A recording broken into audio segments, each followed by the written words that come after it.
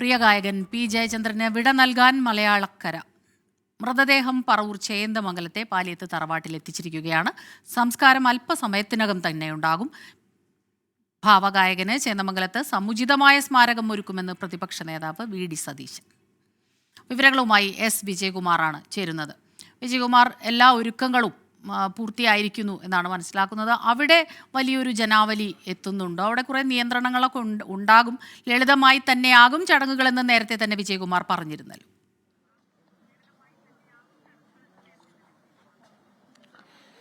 സ്മിത, ഇവിടെ അത് ചടങ്ങുകൾ എന്താണ് ആചാരപരമായ ചടങ്ങുകൾ വീടിനകത്ത് നടക്കുകയാണ്. സംസ്കാരത്തിന് ഇനി 1 മണിക്ക് മുമ്പ്, അതായത് നേരത്തെ തീരുമാനിച്ചിരുന്നത് 3 മണിക്ക് ശേഷം എന്നുള്ളതാണ്. അത് മാറ്റി കുറച്ചുകൂടി നേരത്തെ ആക്കിയിട്ടുണ്ട്. ഏതാണ്ട് ഒരു 1 മണിയോടെ സംസ്കാര ചടങ്ങുകൾ നടക്കും. ഇതാണ് ഈ മൃദുസ്മൃതി എന്നതാണ് നമ്മൾ ഈ നിൽക്കുന്ന സ്ഥലം. ഇവിടെയാണ് ചിത ഒരുങ്ങുന്നത്. സംസ്കാര ചടങ്ങിനുള്ള ഒരുക്കങ്ങൾ അവിടെ പുരോഗമിക്കുകയാണ്.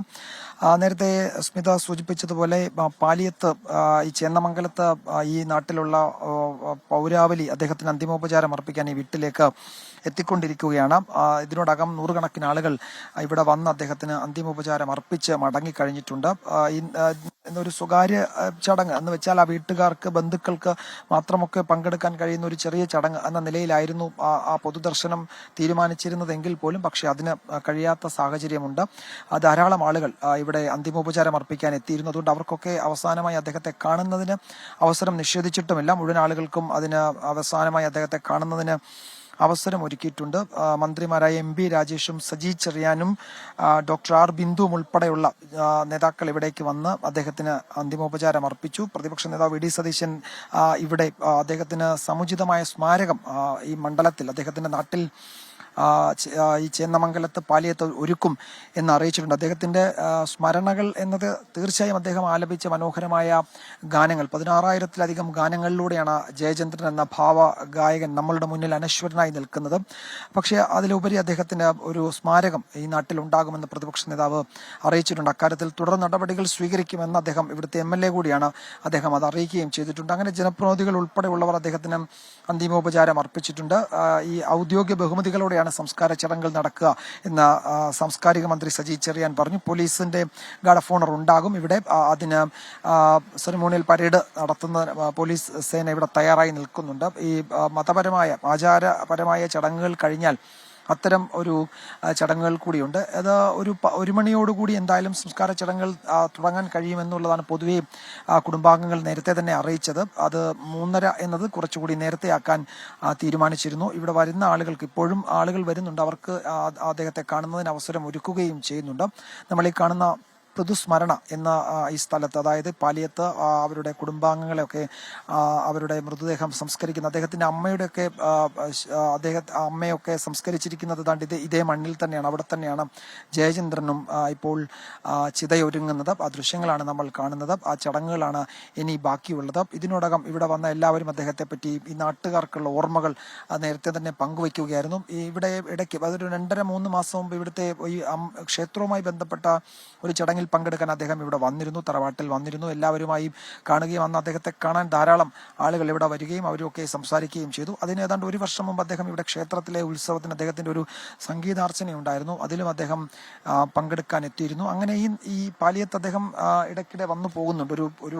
ഒരു പാലിയത്തിന്റെ മകൻ എന്ന നിലയിൽ തന്നെ അദ്ദേഹത്തിന് ഈ നാടുമായി അങ്ങനെ ഒരു പുക്കിൾക്കൊടി ബന്ധം തന്നെ അദ്ദേഹത്തിന് തീർച്ചയായും ഉണ്ട്.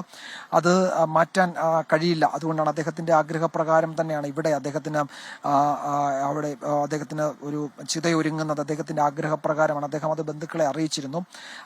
അതുകൊണ്ടാണ് ഈ പാലിയത്തേക്ക് അദ്ദേഹത്തിന്റെ സംസ്കാര ചടങ്ങുകൾ മാറ്റുകയും ചെയ്തത്.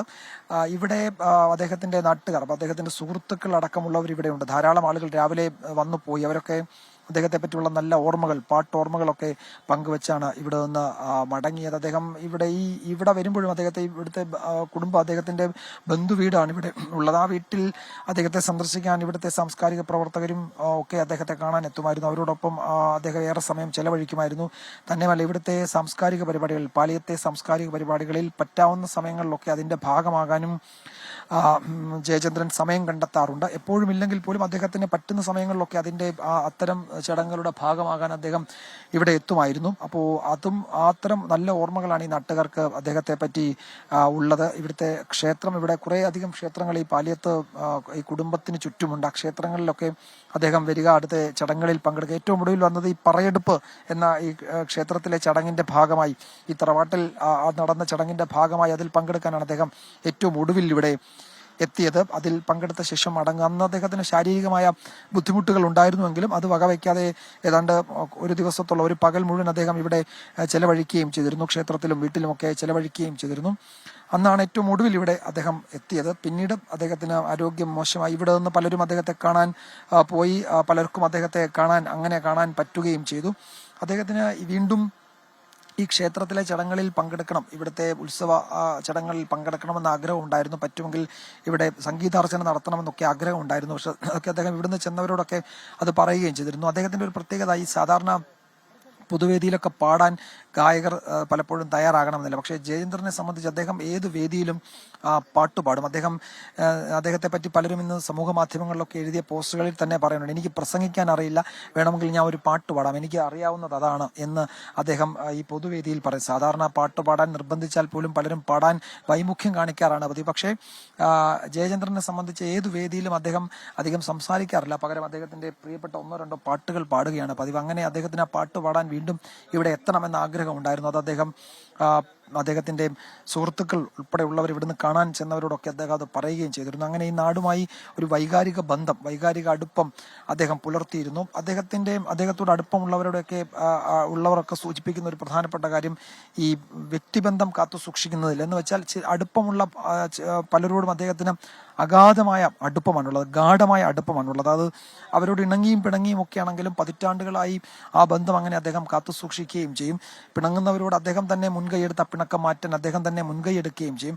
അത് ശ്രീ ജയരാജ് വാര്യർ ഇന്നലെ സൂചിപ്പിച്ചത് 2-2.5 വർഷത്തോളം അദ്ദേഹവുമായി പിണങ്ങി കഴിഞ്ഞു എന്ന് വെച്ചാൽ പിണങ്ങി ഇരുന്നിട്ടുണ്ട്. പക്ഷെ പിന്നീട് ആ പിണക്കം മാറിക്കഴിയുമ്പോൾ പണ്ടുള്ളതിനേക്കാൾ ഊഷ്മളമായ ഒരു വ്യക്തിബന്ധം അദ്ദേഹം കാത്തു സൂക്ഷിച്ചു പോവുകയും ചെയ്തിട്ടുണ്ട്. വിജയകുമാർ തനി നാടൻ പച്ചയായ മനുഷ്യൻ എന്ന് നമ്മൾ പറയുന്നത് അത് അങ്ങനെ തന്നെയായിരുന്നു. വികാരങ്ങളൊക്കെ തന്നെ ഇപ്പോൾ ദേഷ്യം വന്നാൽ പൊട്ടിത്തെറിക്കുന്നതും, അഭിമുഖത്തിനൊക്കെ പോയാൽ തന്നെ ചോദ്യങ്ങൾ ഇഷ്ടമായില്ലെങ്കിൽ അത് അപ്പോൾ തന്നെ നമ്മളോട് മുഖത്ത് നോക്കി പറയും. മറ്റുള്ളവരെ കുറിച്ച്, മറ്റു ഗായകരെ കുറിച്ച് വളരെ നന്നായി തന്നെ സംസാരിക്കും. മറ്റുള്ള ഗായകരുടെ പാട്ടുകൾ, മറ്റു ഭാഷകളിലുള്ള പാട്ടുകൾ അതൊക്കെ നന്നായി കേൾക്കും. സ്വന്തം പാട്ടുകളേക്കാൾ കൂടുതൽ മറ്റു ഗായകരുടെ പാട്ടുകളെക്കുറിച്ച് ഒരുപാട് വാതോരാതെ സംസാരിക്കുന്ന ഒരു ഗായകൻ. അതൊക്കെ വളരെ ചുരുക്കം ചില മനുഷ്യരിൽ മാത്രം കാണുന്ന നന്മയാണ്. അത് അദ്ദേഹത്തിൽ ഉണ്ടായിരുന്നു. ഇപ്പോൾ അവിടെ നിന്നുള്ള കാഴ്ചകൾ കാണുമ്പോൾ നമുക്ക് മനസ്സിലാവും, വിജയകുമാർ അവിടെ നിൽക്കുമ്പോൾ തന്നെ ദുഃഖസാന്ദ്രമായ ആ അന്തരീക്ഷത്തിൽ നിൽക്കുമ്പോഴും നമ്മുടെ എല്ലാം ഹൃദയത്തിൽ അദ്ദേഹം തലമുറകൾക്കായി പാടിവെച്ച എത്രയെത്രയോ പാട്ടുകൾ ഇങ്ങനെ നമ്മുടെ ഹൃദയങ്ങളിൽ ഉണ്ടാകും. ഉച്ചത്തിൽ മിടിക്കൊല്ലേ നീ എൻ്റെ ഹൃദന്തമേ എന്ന് പറഞ്ഞതുപോലെയാണ് ഇപ്പോൾ അവിടെ നിൽക്കുമ്പോൾ അന്ത്യവിശ്രമത്തിന് ഒരുങ്ങുകയാണ് അദ്ദേഹം. വളരെ ദുഃഖം തോന്നുന്നു. ഒരുപാട് പേർ ഇപ്പോഴും വന്നുകൊണ്ടിരിക്കുന്നു എന്നാണ് മനസ്സിലാക്കുന്നത്. അപ്പോൾ നേരത്തെ വിജയകുമാർ പറഞ്ഞതുപോലെ അല്പം നേരത്തെ ആക്കുമ്പോൾ തീർച്ചയായും ഒരുപാട് പേർക്ക് ഒരു പക്ഷേ കാണാൻ കഴിയാത്ത സാഹചര്യവും ഉണ്ടാകും സമയക്രമം മാറ്റുമ്പോൾ, അല്ലേ?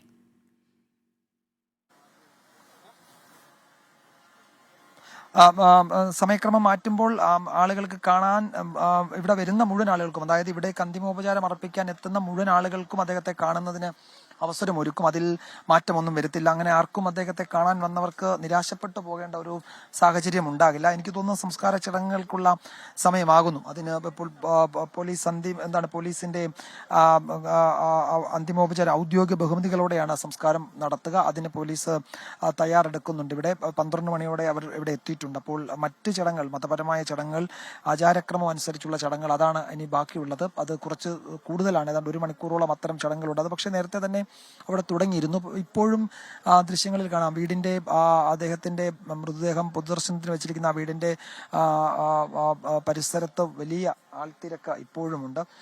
രാവിലെ വന്ന പലരും അദ്ദേഹത്തെ കണ്ട് മടങ്ങി. പക്ഷേ മറ്റു ചിലർ ഇപ്പോഴും ഉച്ചയ്ക്കൊക്കെ എത്തുകയും ചെയ്യുന്നുണ്ട്. അത്തരം അദ്ദേഹത്തെ കാണാൻ എത്തുന്നവരെ കൊണ്ട് വിജയകുമാറാണ് പാലിയം തറവാട്ടുമുറ്റത്ത് നിന്ന് വിവരങ്ങളുമായി നമുക്കൊപ്പം ചേർന്നത്. പ്രിയ ഗായകൻ പി ജയചന്ദ്രന് വിട നൽകാൻ മലയാളക്കര ഒരുങ്ങുകയാണ്. അല്പസമയത്തിനകം തന്നെ അദ്ദേഹത്തിന്റെ സംസ്കാര ചടങ്ങുകൾ ഉണ്ടാകും.